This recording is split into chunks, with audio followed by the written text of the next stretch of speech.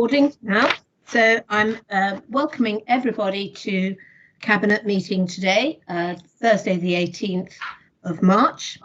And it's good to have everyone here, and those who are watching or listening even are most welcome. May I first of all take apologies for absence, and I note, Paul, that I have had apologies from Dave and also from Keith Condacord. Thank you, Chair. Those are the only two apologies I've received. Yeah. Are there any others that want to put in? Nope. Thank you. Well, then, may I move us to members' disclosure of pecuniary and non-pecuniary interests? Are there any? And if you can use the hands up facility if you want to say anything, please. I see none. So we can move on then to public speaking, of which I have none. I think that's correct, Paul. Is that right? That is correct, Chair, yes. Thank you. Then before I move into the agenda proper, I would like to just say that agenda item 4 has been deferred, and this is the capital programme repurposing of facility at the Warwickshire Academy. This has been deferred.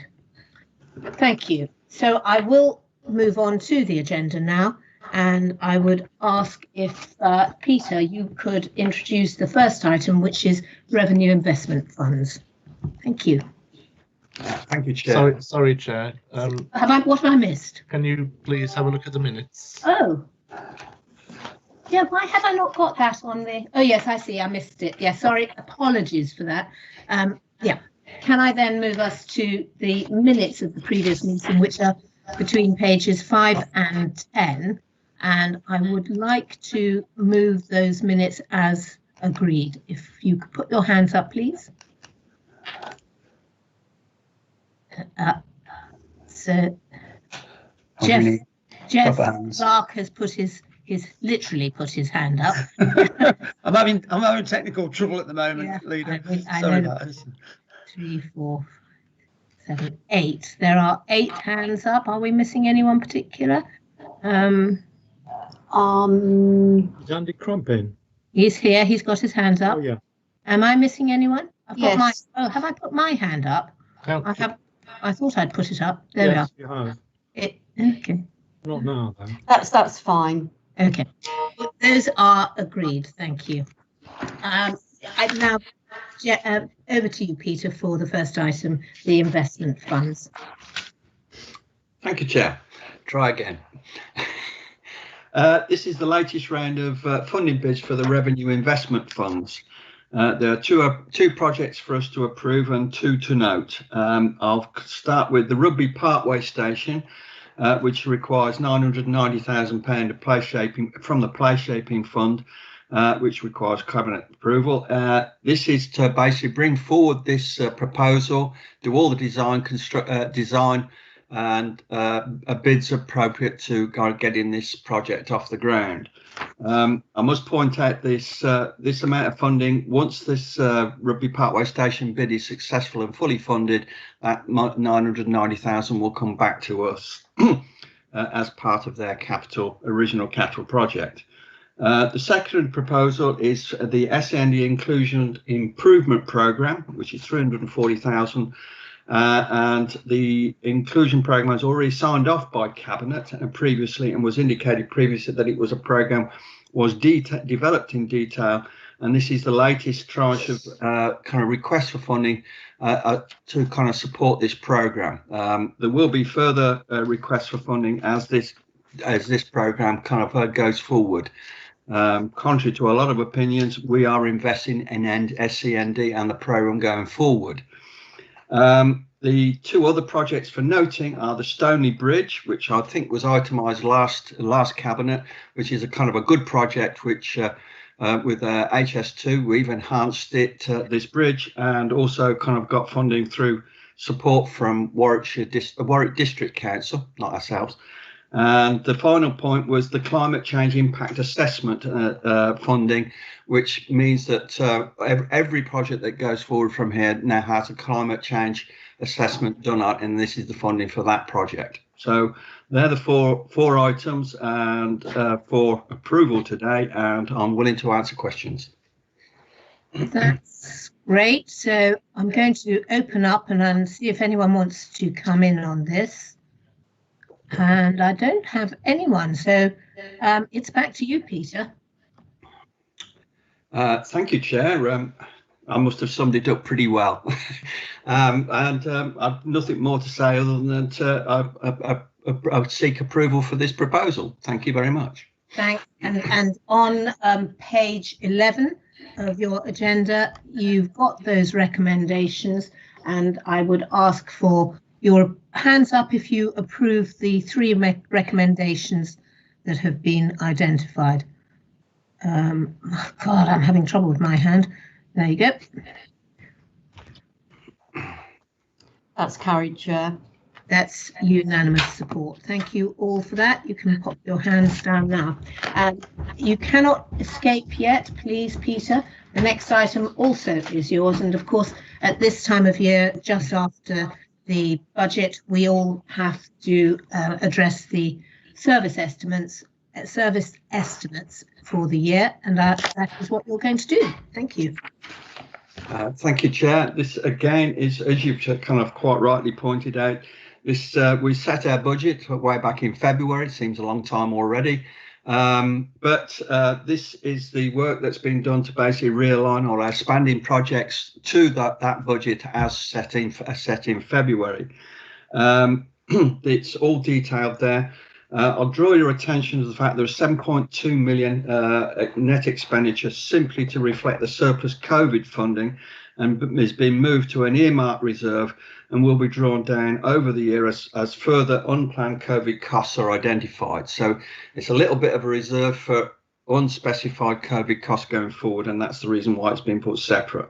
There are movements between services that don't impact the overall bottom line, but reflect restructures and realignments of budgets, and are summarised in the Appendix N. More adjustments may occur as work goes on as the year progresses. On the capital budgets, a lot of realignments have been done, and 36.8 million has been reprofiled for over future years to better reflect scheme plans. And this is all part of a bigger scheme where we can basically kind of show our projects are being brought forward in a proper manner, and rather than indicate underspends. This also reprofiles our borrowing requirements, which in the long term save us a great deal of money. So they're the two things that I'm going to flag up, and I'm willing to ask questions on anything else that might be there. But again, it is just reprofiling according to the budget as per set on in February. Thanks very much, Peter, for explaining that. Jeff Clark wants to come in. Thank you, Chair. Yeah, just basically to welcome the reprofiling and setting out how we're going to finance it, particularly in relation to the large schemes in and around the Neaton and the Transforming Neaton programme. Obviously, it's not all deliverable at once, but we need to ensure that the money is there when it's required. So I think that's beneficial and gives greater understanding to everyone's who looks at it as to how and when these schemes are hopefully going to be being delivered. Excuse me, put my own teeth back in, being delivered. Thank you, Chair. Those are my comments. I am happy to support the scheme as the recommendations are set out. Thank you very much. I haven't got any more hands. No one else coming in. It could be a quick meeting. Peter, back to you. Thank you, Chair. Again, that it's quite easy to set out and quite easy to understand as far as finance can go with not a lot of people. But I must also congratulate the officers, both capital and also revenue stuff, the work that they've done in basically bringing this swiftly forward and realigning to our wishes over the next 5 years on what is quite a challenging time in financial terms. So my congratulations go to the officers for the work they've done and keeping this authority in a good financial state. So on that basis, I'd like to recommend these as set out in the recommendations as set out as for approval, please. Yeah, so that's on page 17. Can I invite you to vote now? I think that is unanimous support, Pete. Yes. Thank you. Thank you very much, Monica. Yeah. Okay, now, so that's just to remind us that we are not taking the agenda item 14 today. Sorry, 14.4 today. So that we will move straight on to agenda item 5, which is on page 69. And this is the Send and Inclusion Change Programme. It is the report of the Task and Finish group. I don't know whether we have got the chairman, which was Yusuf, but I'm going to move to you, Colin, as the portfolio holder. I don't believe we do have. Yeah, it will be you to introduce it. And I'm more than happy to do so, Leader. This has been a really successful Task and Finish group. Well attended, not just by its official members, by others. It's been well served by officers. And I draw particular attention to Ross Claus's contribution to these Task and Finish groups, along with other officers. Has been really helpful. And a series of recommendations have come forward to us. No particular financial implications on those recommendations, but structural ones, how we better liaise with parents, how we better liaise with the kids, etc., etc. All positive stuff. I believe Overview and Scrutiny have looked at it and given it overall their support, and I'm happy to recommend it to Cabinet. Okay. Thank you very much. And I know I attended a member seminar on this, member briefing, which was very helpful as well. So I've got Andy Crump, Pam Williams, and then Helen Adkins in that order. Andy. Very briefly, I think it's an excellent paper, and I'd just like to commend all those who've been part of this and commend the portfolio holder. And it'll be a shame that he won't be able to present it in the future. And I will miss you, Councillor Hayfield. Thank you very much. Indeed, we will. We will very much so. Thank you. Pam Williams. Yes, good afternoon, everyone. Yes, I'd just like to reiterate Colin's words and Andy's words. It's been an excellent piece of work, and I think the recommendations all really point us in the right direction and support the work that we're going to do in the future for children and families. It was a pleasure to be on the group, and it was really good to see everybody working together in the best interests of children. It was a really excellent piece of work, and thank you to all the officers who supported it, and thank you for this report, and I do recommend it to Cabinet. Thank you very much. Thank you for the work you and the task group did. And I think Helen's next, and I believe, Helen, you were on this as well. I was, yeah, Izzy. Thank And yeah, sorry, it was a really good Task and Finish group, and it was really nice to work collaboratively across parties, and it was very detailed, and the officers were very supportive, so thank you for that. And what I would just say that I would just hope that something like, let's say, the establishing of the members send panel could be fairly quick, get that up and running very quickly, obviously after the elections, so that we can just monitor how things are changing at the moment before the intake coming up for September, because a lot of the placements are happening at the moment, and it would be good to sort of keep our eye on how things are changing and whether they are changing in the best interest. But it was a good Task and Finish group, so just to reiterate that, thank you. That is worth noting that, and obviously, you know, as the new administration comes in, the new leaders, the new councillors, it would be great to get this one up and running as quickly as we can, as Helen says. So worth just, if officers can nudge the groups in the future as quickly as possible, that would be really most helpful. So, Colin, we're back to you for summing up, please, and for comment. No, I'm just happy to move the recommendation, Leader. That is before you, and it is on page 77. If I can ask for your vote, please. Oopsie. There we go.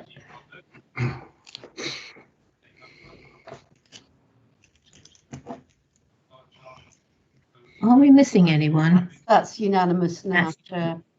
That's great. Thank you for that. That is unanimous support for that, that paper. I'm going to move us again, Colin. This is, actually, it's not Colin this time. Another one. This is Child Friendly Warwickshire, and Jeff Morgan is going to introduce this paper. Very Thank you. interesting. Thank you, Izzy. While this is quite small in terms of finance, it's a big ambition. Warwickshire intends to try and become an outstanding local authority for children and families to grow up in. A local authority which has children and families at the centre of what it does on its decision making, and this is an initiative that should really act as an umbrella for virtually all of our activities in children and families and beyond, going forward into the future.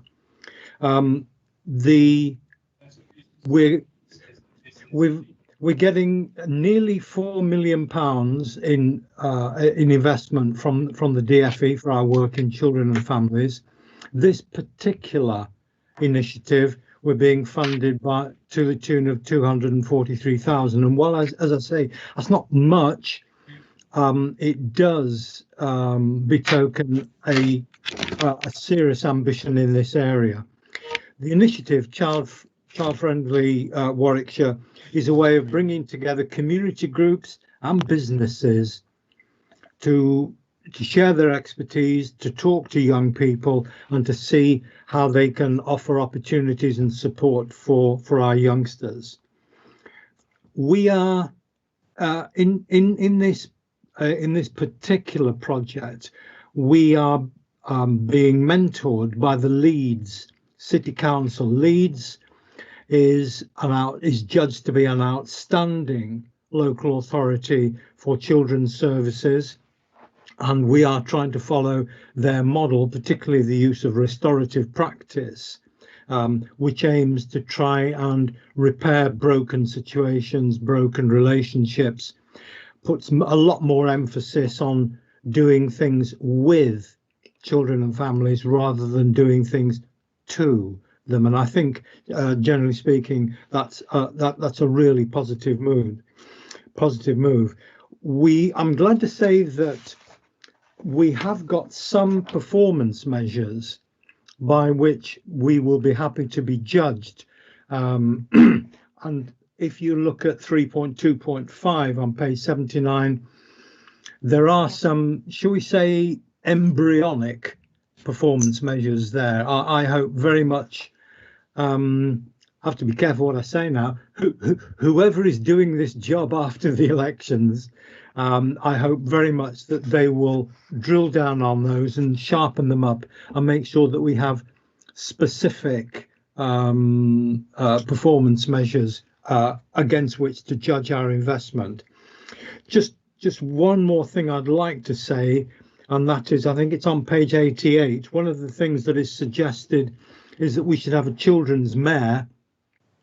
Relax, that will not be a political position.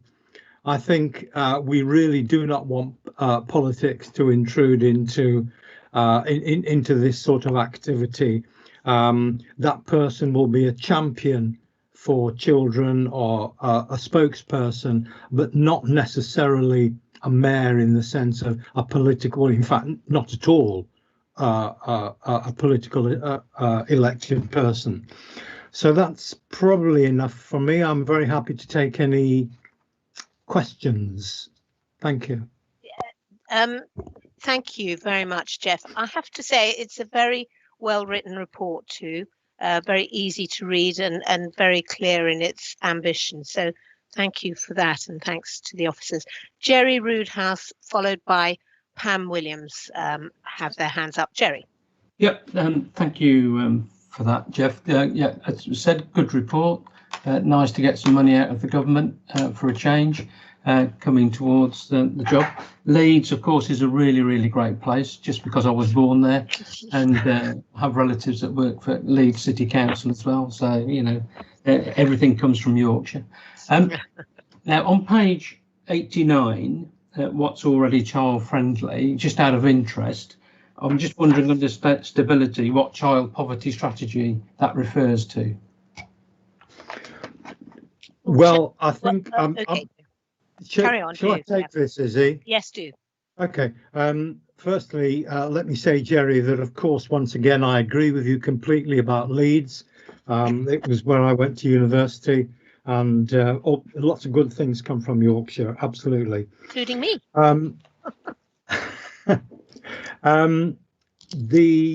The point you made, the child poverty strategy, officers are looking very closely at this in terms of inequalities in Warwickshire, inequalities in terms of income, life chances, and that will be swept up, I suspect, by that. I hope that helps. But we'll, that is being kept very closely under review, Jerry.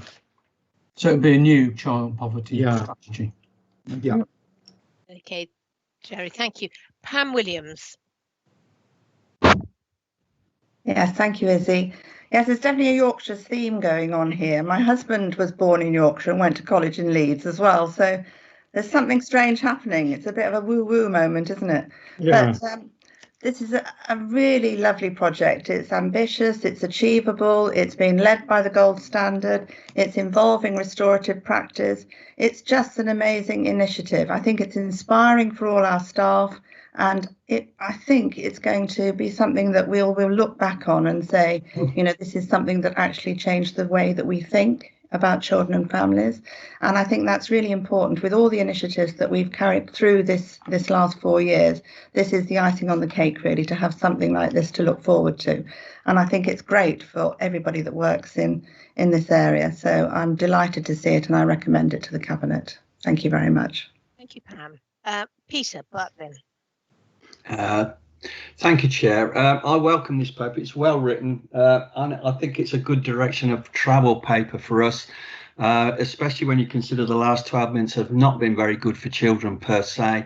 Been locked up, kept out of schools, not had access to friends and normal things that do adversely affect their mental health and all their normal kind of interactions. So I welcome this. I think this is kind of a good benchmark in terms of going forward and kind of healing some of those problems that have been created by the last 12 months. So, yeah, I welcome this paper, and I think it's a really good piece of work. Yeah, right. So I see no more hands, Jeff, and it is back to you then.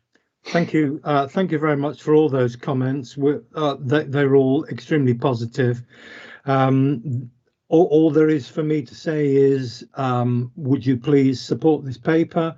Would you endorse the child-friendly Warwickshire initiative and action plan as laid out on page 77, Sunset Strip? Dear me, I think that's showing your age, actually. Yeah, it is, isn't it? Excellent. Right, I'm looking for support for Jeff for this paper. Now, please. That's unanimous, Chair. Thank you very much, Jeff, that you have unanimous support. Thank you. We can move on. And the next one is back to Colin. So item 7 is the change of status of Dunchurch Infant School. It's on page 99 for those of you who want to get through the papers. Colin. Thank you, Leader. Yes. Dunchurch Infant School is currently a foundation school that's federated with Dunchurch Junior School, which is a voluntary aided Church of England school supported by the Diocese of Coventry. And this proposal is that the status of the infant school moves to match that of the junior school. It ties in well together. There are financial advantages in some support from the Diocese of Coventry and from I believe, the Broughton Trust as well, that will benefit the infant school as a consequence. There was a detailed conversation that's outlined in the papers. The responses that were limited. There were far more don't knows than anything else.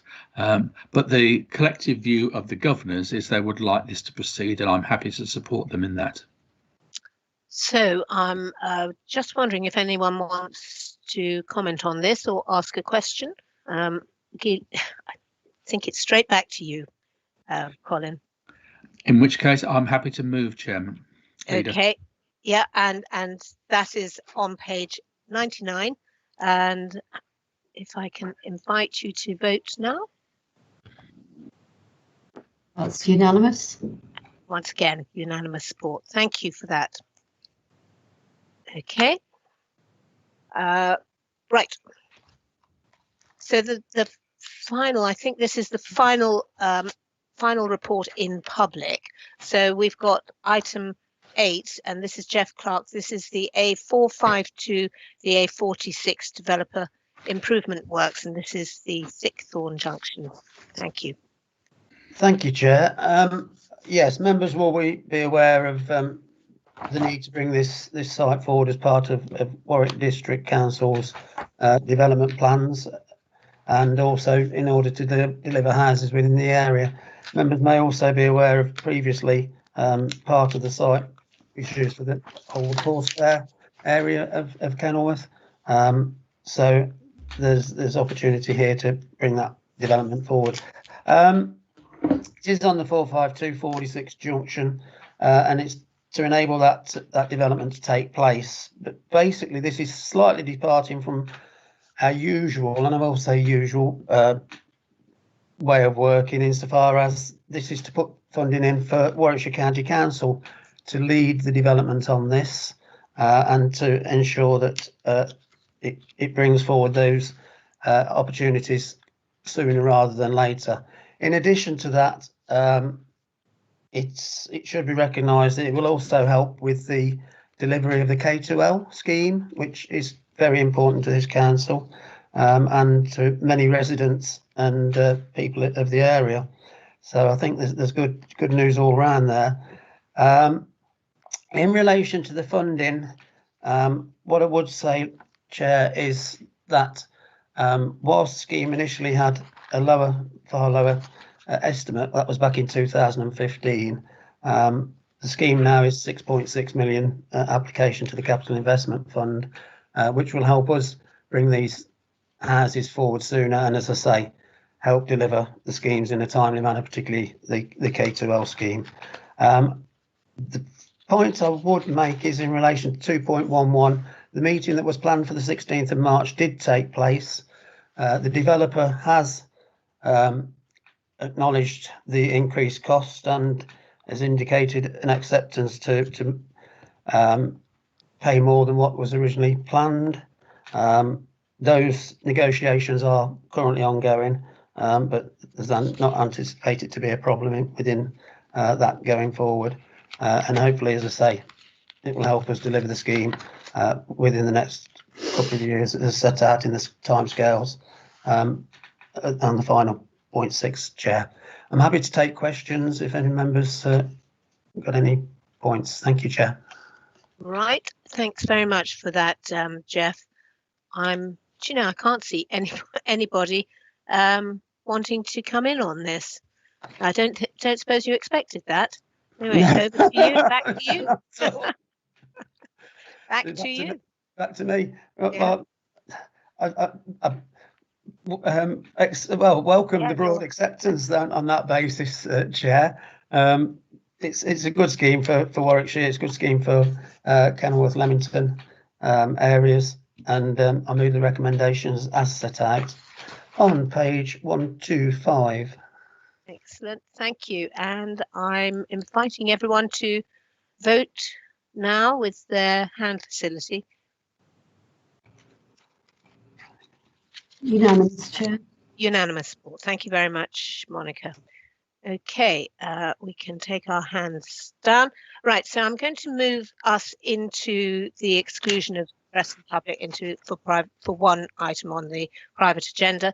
So can I ask that members of the public should be excluded from the meeting for the items mentioned below on the grounds that their presence would involve the disclosure of exempt information as defined in paragraph 3 of part 1 of Schedule 12A of the Local Government Act 1972. Can we agree that, please? Whoopsie. There we go. I think we just need to vote on that. Sorry, it seems it is the process. I think that's a majority anyway. Heather, Heather, that's it. Yes, everyone does agree that. Thank you. So